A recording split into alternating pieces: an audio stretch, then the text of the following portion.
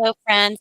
I am so glad that you have found me and that you are here watching this video. My name is Cheryl, and I'm a reading tutor who specializes in supporting students with dyslexia, ADHD, speech and language processing challenges, and students who have IEPs and 504 plans. And this webinar is specifically for parents who are looking for tried and true strategies that you can do at home with your child to help minimize reading anxiety and maximize reading growth. Now, of course, you could always, book an appointment with me and we can sit down and we can have a chat about where your child is at and how they're doing. And your child can get on my schedule and work with me. I'm always up for that. But sometimes we don't really need that kind of help. And we're just looking for simple solutions that we can do at home. So today's workshop is all about simple and effective things that you can do at home to help your struggling reader or your writer. Nothing overwhelming, just small, powerful strategies that truly make a difference. And the best part, well, you can start using them today. All right, so let's talk a little bit about how the reading brain works. This is really important for you to understand because when parents look at their child and they see that they're not able to read, they're just stumped and they can't understand it because maybe it was really easy for you and now you're seeing their child has a struggle. So before we jump into the strategies, I want to give you a quick snapshot of how reading works in the brain. Like I said, this isn't overwhelming or scary. Reading is not one skill, it's actually several skills working together. It is sound awareness, decoding, looking at a word, breaking it into its parts, fluency, the ability to actually read and it sounds like something and it's not chop, chop, chop, chop, chop, vocabulary, understanding the words with their meanings as they're reading them, and then, of course, comprehension.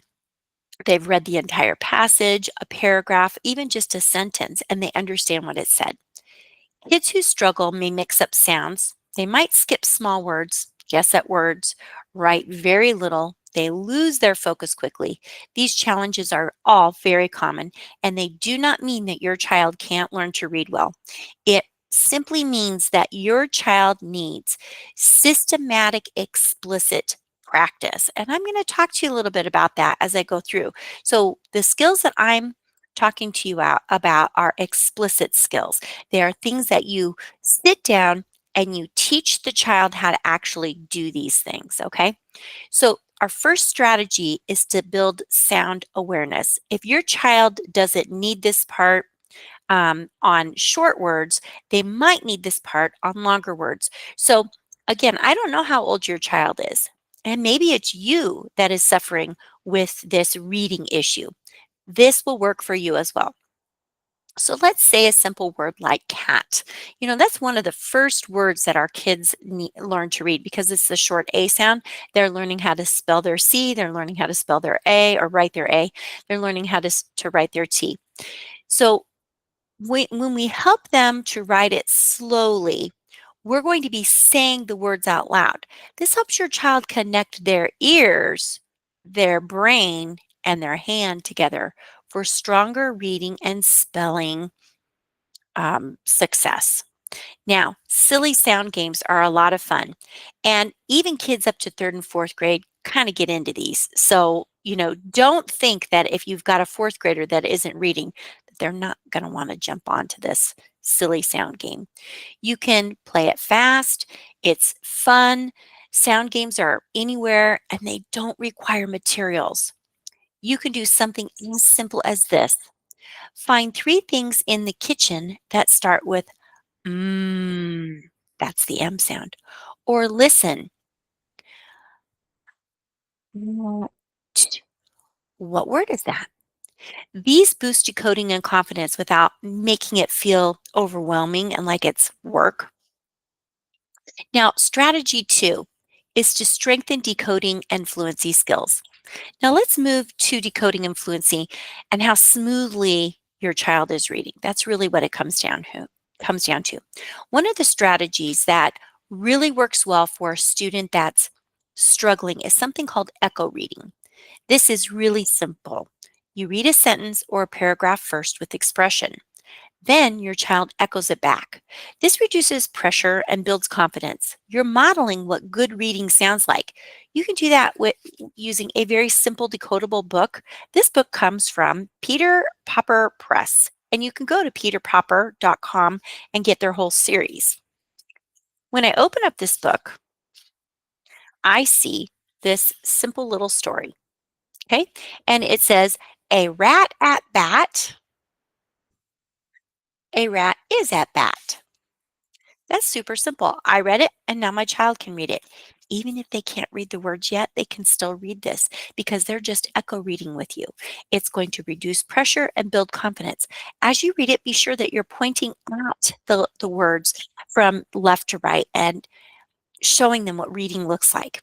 Now, paired reading is something that we do a little bit later once they can actually read. And this is especially helpful for kids with ADHD. You read together at the same time. If any of you go to a church, maybe a synagogue or a place of worship, sometimes in your worship, you might be echoing or saying something at the same time the pastor is, or maybe everybody's saying something out loud at the same pace. That's what paired reading sounds like. When your child feels ready, they keep going, and then your voice is going to fade out. So let's say you're reading a book. Maybe you've read this book 10 times, and you're reading it together, and pretty soon you're just going to hush your voice, and they're just going to keep going. When they get stuck, you just whisper that word. It supports them without putting them on the spot, really builds confidence. So paired reading is something that's super successful. And then the 10-minute reading routine. I'm going to tell you 10 to 15 minutes a day of reading is going to help your child feel extremely successful. Here's a strategy that might really get your child going, especially if they're really reluctant. Find a book they want to read. Literally, say, what are your friends reading at school? Oh, I saw my friend was reading this book and I really want to read that book. Go to the library together or order it off of Amazon or get it on your Kindle, whatever works for you. Open up the book, start the book. Say, all right, let's sit down and let's start to read it. You do 5 minutes of reading together, either with the echo reading or the paired reading. And then you do 5 minutes reviewing 5 or 7 tricky words from the story. Where did they get stuck? So that means that's going to require you to remember, or maybe you can just jot it down on a sticky note and go over those words. This routine builds accuracy and stamina gently. If you have extra time, you can go back and reread what you just read or read on. Super simple routine. Strategy 3 is going to help build writing and spelling confidence. These are two areas that often feel the most frustrating at home. Okay, now this is the say more strategy. I use it all the time in my tutoring practices, and I used it when I was a teacher at school. So if your child gets stuck starting a sentence or expanding on an idea that they're writing, or they get stuck when they're spelling, just say, tell me more. Tell me more. So let's say they're trying to write a sentence and they get started on the sentence and they're stuck because they either don't have an idea or maybe they know how to start a word and they don't know how to finish it. All you need to do is say, tell me more. And they will. They'll tell you more. If your child is writing a passage, they're writing a paragraph or something, and they're stuck, then all you need to do is say, what happens next? And then they'll tell you, and you'll say, okay, let's add that.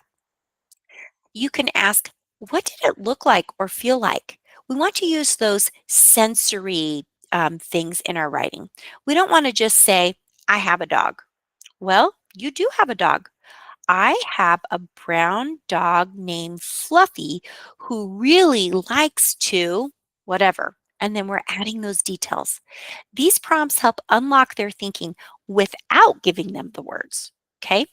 Now you can also try sentence frames. Sentence starters like first, and then they give you whatever the first part is. I noticed, and then they tell about it, or one important thing, and they finish that sentence. When you give them sentence frames or sentence starters, it helps reduce the overwhelm of a blank page. It gives kids a place to begin so they can focus on content rather than worrying about how to phrase it. And here's the other thing. I'm going to tell you, if you've got a student or child that really they're a terrible speller, it's okay. Just tell them, just write it. Just get it down on paper. We can come back and polish it up. And then as you are working on building all of these things, these other things in the background, all those spelling errors will hopefully start to disappear over time. Another strategy for reluctant writers or spellers is to use a whiteboard. Now, my whiteboard happens to be sitting next to me, and oh, wrong pile. Here it is. Two piles for reading instruction, and a little it's not very clean. But I'm going to tell you what, this whiteboard is a game changer for kids when they have one in front of them. Because when we're using a whiteboard, for students who have dyslexia and ADHD especially, they're going to make a lot of mistakes. But when I write on that whiteboard, I can quickly erase it with my finger, with an old sock or an eraser. And the kids are more willing to try. Erasing's hard, isn't it? Especially if we've got problems, just holding a pencil. So it's going to support large motor memory, the things I can keep in my head, and it's going to help the spelling stick. Okay? It does take time. It really does. Strategy 4 is to reduce homework frustration. Let's talk about something that every parent struggles with. It's that pesky bag of materials that comes home. It's not organized, the kids don't know what they're supposed to do, and you're pulling your hair out. Here's what I'm going to recommend.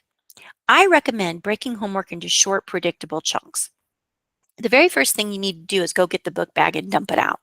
And if it is a mess, take 5 minutes to organize it and throw out the junk. Our kids love to keep their stuff. They want to keep every little minuscule pencil and every chewed up eraser. You can have you can tell them if it's really important, we're going to keep it, but we're going to put it in a box over here, and when you need it, you can go to the box. Most likely they're going to forget about it, okay?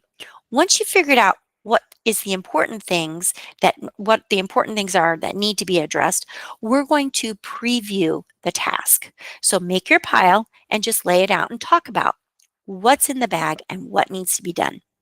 Then you're going to set a timer for 10 minutes and you're going to have 10 minutes of focused work.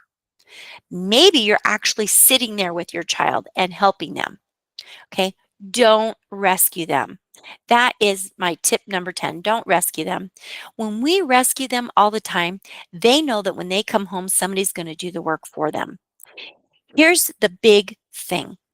You can read the directions aloud. You can tap out sounds for them. You can offer choices, but avoid stepping in and doing the homework for your child. We want them to build independence with support and not stress, but also help them understand that if you didn't get the work done at school, you have to do it here at home. So let's go back over that homework plan one more time, just in case I forgot something. 5 minutes to preview the task, 10 minutes of focused work, 5 minutes to wrap up and check. If your child has more than 10 minutes of homework, you're going to break it into 10-minute chunks with a 1 or 2 minute break in between each 10 minutes. Encourage, allow them to get up and move around. Kids have a tough time sitting still. They've been at school all day long sitting in that chair. Maybe even say, okay, you get 2 minutes. Let's walk around. Let's jog in place. Let's do some jumping jacks. Something that's going to get them up and moving. Timers are your best friend. Whether it is a timer on your phone, a simple timer that you're flipping over, or you're setting it on your microwave or something like that, timers are actually really motivating for kids. Don't dismiss that. That is a great tool to use at home. Now, before we wrap up, I want to remind you that you don't need to do everything at once. Even choosing 1 or 2 of these strategies can make a noticeable difference. Your child is capable with consistent and supportive practice. They can grow as a reader. I want to thank you so much for being here today with me and for being such a strong advocates for your children. All be happy to answer any questions that you want to email me or leave in the comments. But I think the key here is recognizing that your child needs help and then taking action, whatever action that looks like, whether it's going to Walmart and buying a practice workbook, sitting down and reading more books together, or just helping with homework. But if you feel overwhelmed and you're just like, this just isn't working for me, I really do want you to reach out to me. I'm going to quickly pull up my website so that you can quickly find me here in the future. I should have had this up. Here we go. And I'm going to share my screen with you. And you can kind of see how things operate at Tutoring with Cheryl. I build readers and writers one word at a time. Some parents feel very overwhelmed like that. And they're like, what do you mean one word at a time? But it really does come down to that because many times my students are missing specific sets of sounds and they just don't know how to move forward. So on my website, you're going to find a few things. You can read more about me, see my welcome video, book and sign up on whatever days I have available. And that book and sign up is just for like a meet the tutor experience. You can find out if I'm a good fit for your child. You can see how to schedule or cancel a lesson. You can read more about me. You can read testimonials from previous parents and current parents. You can get some free materials. You can contact me down here. And then up at the top, I'm just going to have you notice there's an About Me page. You can contact me. I have a blog. You can read about the National Report Card. If you're a current parent, you can go into the parent portal and you'd be using this top portion to look at your child's calendar. I do have some free resources here. I kind of continue to keep adding those things as I go. You can see my terms and conditions, and you can sign up for my free parent newsletter. All right, I'm going to wrap it up. I'm so glad that you found me. I hope that you have found this helpful, and I really hope that your child will become an excited reader who's proficient and can not only read, but can also write.